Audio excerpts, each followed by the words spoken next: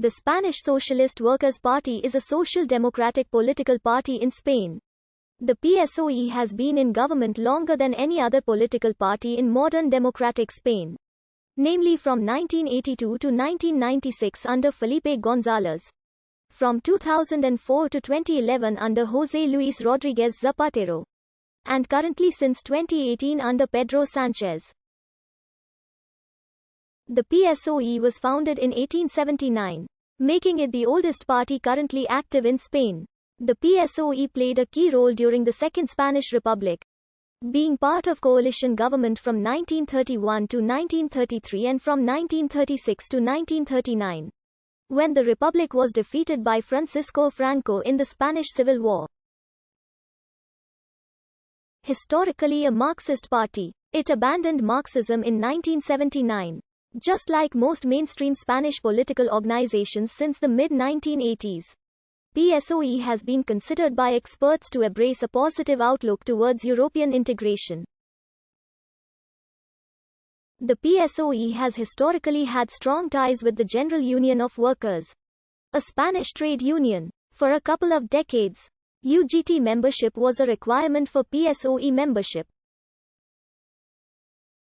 Since the 1980s, the UGT has frequently criticized the economic policies of the PSOE, even calling for several general strikes against the PSOE governments on the 14th of December 1988, the 28th of May 1992, the 27th of January 1994 and the 29th of September 2010, all jointly with the Workers' Commissions, another major trade union. Both the trade unions and the left have often criticized the economic policies of the PSOE for its economic liberal nature, have denounced the policies of deregulation and generalization of the precarious and temporary work, cuts in social benefits such as unemployment and retirement, as well as the privatizations of big companies and public services.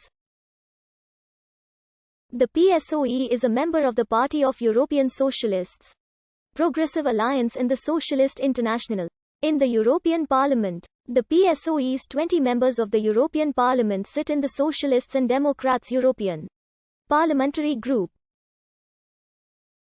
The PSOE was founded by Pablo Iglesias on the 2nd of May 1879 in the Casa Labra Tavern in Tetung Street near the Puerta del Sol at the center of Madrid. Iglesias was a typesetter who had become in contact in the past with the Spanish section of the International Workingmen's Association and with Paul Lafargue.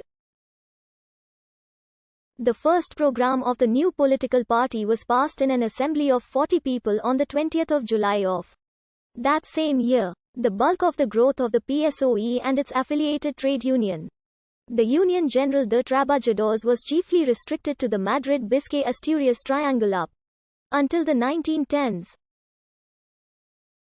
The obtaining of a seat at the Congress by Pablo Iglesias at the 1910 Spanish general election, in which the PSOE candidates presented within the broad Republican Socialist conjunction, became a development of great symbolical transcendence and gave the party more publicity at the national level. The PSOE and the UGT took a leading role in the general strike of August 1917 in the context of the events leading to the Spanish crisis of 1917 during the conservative government of Eduardo Dato.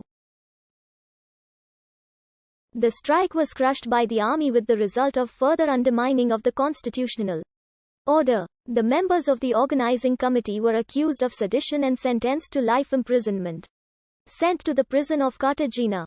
They were released a year later after being elected to the Cortes in the 1918 Spanish general election. During the 1919–1921 crisis of the Socialist Internationals, the party experienced tensions between the members endorsing the Socialist International and the advocates for joining the Communist International. Two consecutive splits of dissidents willing to join the Communist International, namely the Spanish Communist Party in 1920 and the Spanish Communist Workers' Party in 1921, broke away from the PSOE and soon merged to create the Communist Party of Spain. The PSOE was a member of the Labour and Socialist International between 1923 and 1940. After the death of Pablo Iglesias in 1925, Julian Besteiro replaced him as president of both the PSOE and the UGT. During the 1923 to 1930 dictatorship of Miguel Primo de Rivera, corporatist PSOE and UGT elements were willing to engage into limited collaboration with the regime, against the political stance defended by other socialists such as Indalecio Prieto and Fernando de los Rios, who instead advocated a closer collaboration with Republican forces. The last years of the dictatorship saw a divergence emerge among the corporatists, which was personified in Francisco Largo Caballero, who began to endorse the rapport with bourgeois Republicans, and Julian Besteiro, who continued to show great distrust towards them. Besteiro's refusal to participate in the Revolutionary Committee led to his resignation as president both of the party and the trade union in February 1931. He was replaced as president of the party by Remigio Caballo. After the proclamation of the Second Spanish Republic on 14 April 1931, 3 PSOE members were included in the cabin.